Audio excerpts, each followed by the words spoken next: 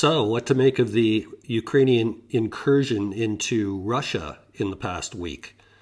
I mean, my goodness, it was last week when it was about a week ago where I remember hearing about this for the first time, that Ukrainian forces had crossed the border, and at first I thought it was one of those Russian national but anti-regime kind of rebels that were sort of supporting Ukraine in this war against Russia. Periodically, they get all outfitted by Ukraine in terms of small arms and that sort of thing, and they tear across the border and shoot the place up a little bit, and then they run back and call it a day. And that was initially what I thought this might be. But then, as the story started to get a little bigger, then I realized that it was that Ukraine had crossed the border in some degree of strength. Now, what degree of strength, I still wasn't sure about, but more than I originally thought. And so I'm starting to hear reports of armored vehicles being involved. And when Ukraine is going to commit armored vehicles to an operation of any sort, given that they have a finite supply of those things in the first place, they're not just throwaways. And so as soon as there was an indication of the presence of armored vehicles on the part of Ukraine, I knew that there was something serious going on, but still I had no idea what that might be and how serious it might be.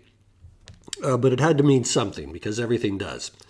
So anyways, as the days followed one after the other, it's now become apparent that this is a real life or grown-up, not really invasion, but a serious incursion into Russian territory.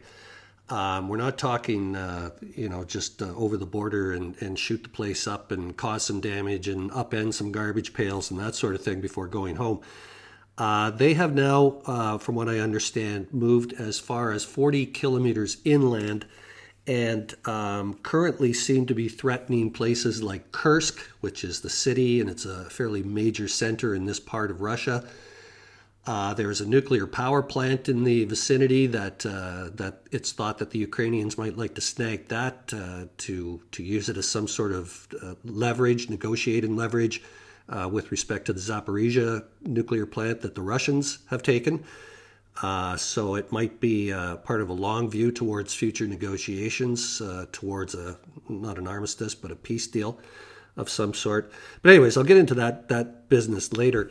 My point is that as time went by, it became obvious that this was a significant operation.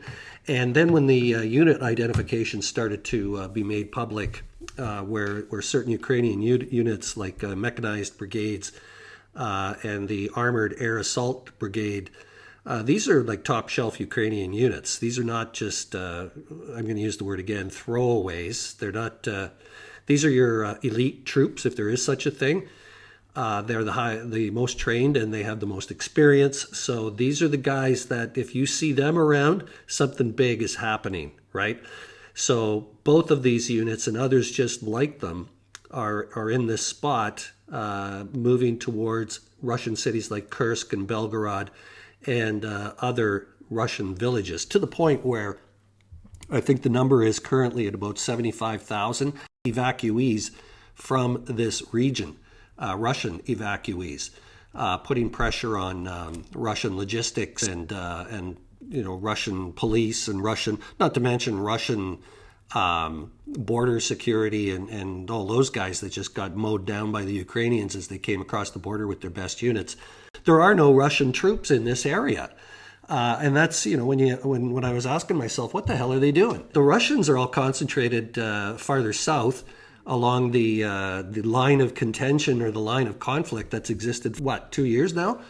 Maybe even over 2 years now. The Russians are committed there. So, I mean, where the border is between Kharkiv in Ukraine and, let's say, Belgorod in Russia, there's nothing. I mean, they've got border guards.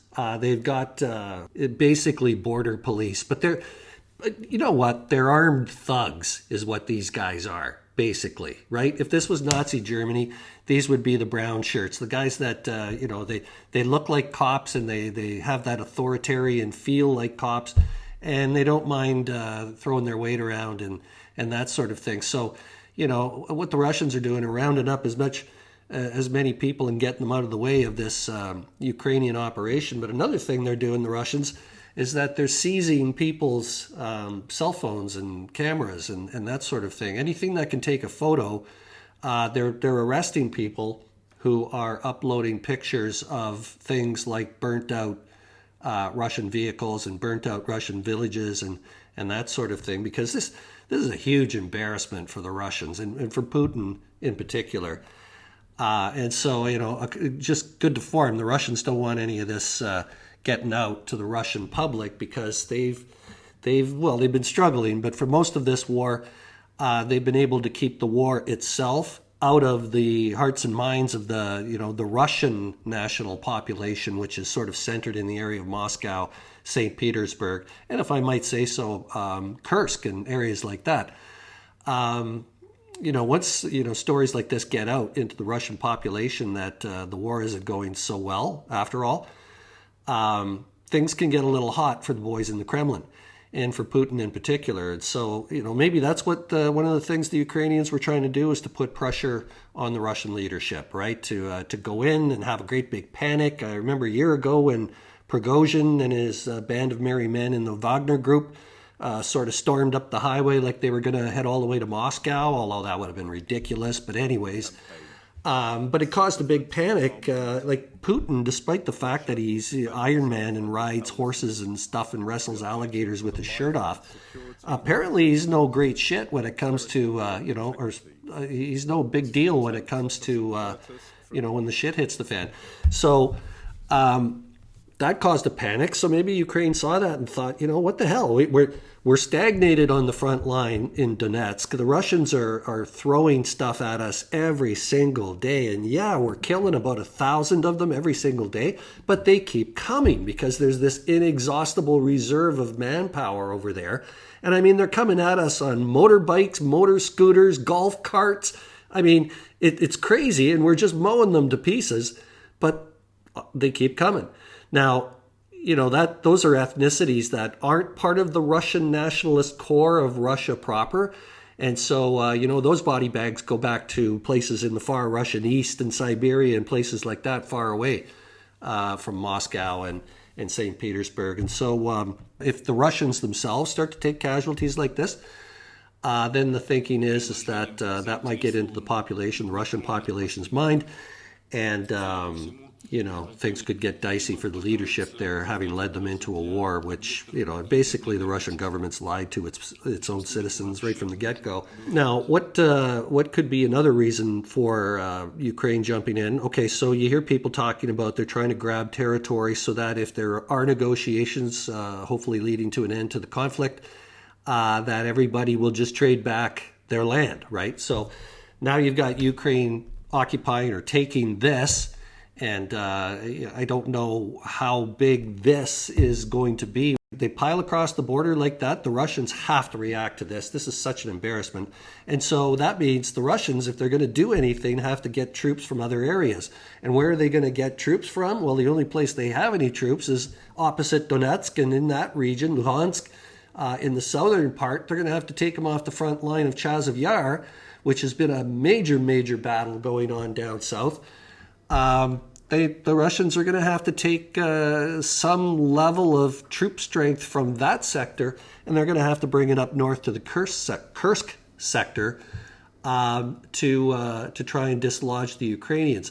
So from the Ukrainian point of view, well, there's a lot of good that could happen there. Number one, you get Russian troops out in the open, right? If they're going to travel from one area to the next, they're going to be in the open. And if they come anywhere near, if they cross that line into what's considered to be Kursk area or Kursk Oblast, you know how the Americans have given the Ukrainians permission to use some weaponry, but only in the Kursk region, which is where the Russians were putting pressure on Ukraine from earlier.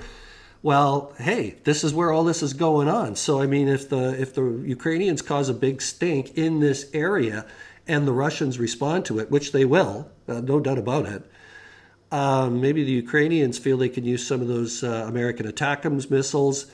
Who knows? Maybe even some F-16s, right? You know, you don't need air superiority over the entirety of Ukraine. You just need air superiority in the skies above the battlefield that's important to you. And you know what? The Russians have nothing. Their air defense is in tatters.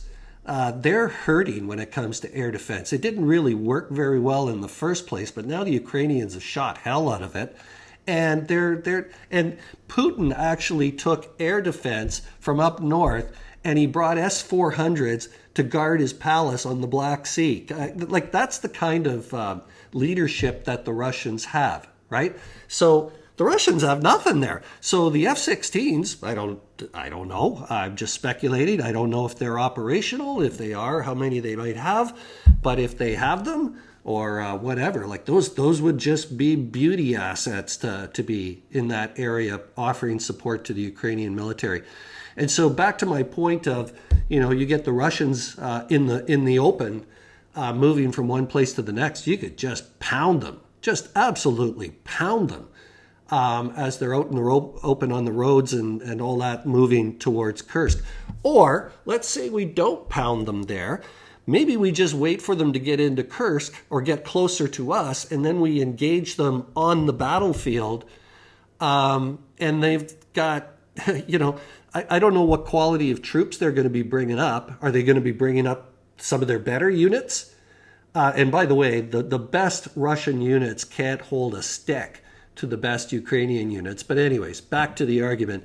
If the Russians take good units out of Chasiv Yar and send them north, well, awesome. That takes the pressure off Chasiv Yar, even more so than if they had pulled conscript troops out of the line.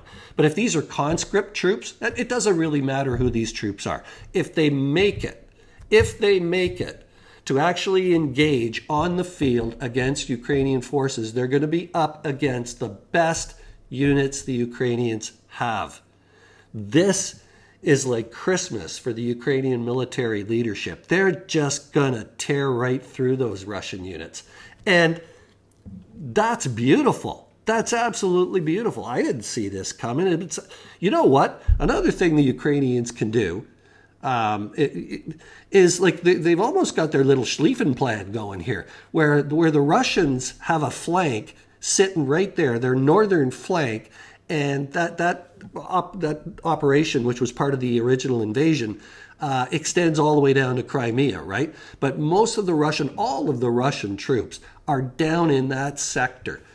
And then suddenly the lines stop. And here's the Ukrainians venturing into Russia north of the right flank of the Russian army. And oh my God, it's just a matter of, would it be worth it? Would it be worth the risk to roll up behind the Russian lines, almost pull a little aerial Sharon like in the Yom Kippur War back in 1973, when the Israelis, out of nowhere, I mean, they're getting pounded on by the Egyptians and the Syrians, and then all of a sudden they pull a rabbit out of the hat, and Sharon and his Israeli armored division crosses the Suez Canal behind the Egyptian lines and rolls up their flank in two directions and cuts off two armies from their supply. It was game over. It was game over. Israel won the war just on that one move, right? So are we seeing something like that in Ukraine here, where they do this left hook and come up behind the Russians? Because they're almost there right now. And remember, back to what I said before, you don't need air superiority over the whole country. Be nice, but you don't need it. You just need to have air superiority and armored superiority and infantry superiority, or by superiority I might be indicating better trained infantry, not necessarily more of them. All you need is all those things happening at the same time at the same defined place, and you've got yourself a military victory. That's called combined arms maneuvering warfare, okay? It's the way NATO fights, not the way Russia fights. Russia couldn't handle that. But this level of coordination of assets that the Ukrainians have open to them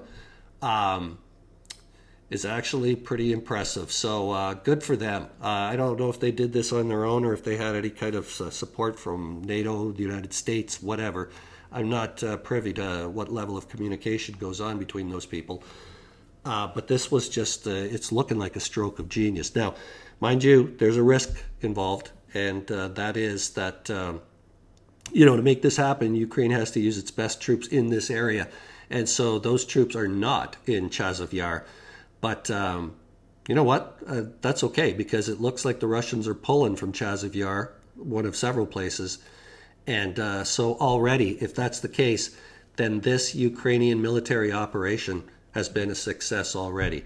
How they disentangle themselves from it, or how they go about moving forward with it, I don't know, but they've already successfully managed to have troops relocated from Chasiv Yar to Kursk.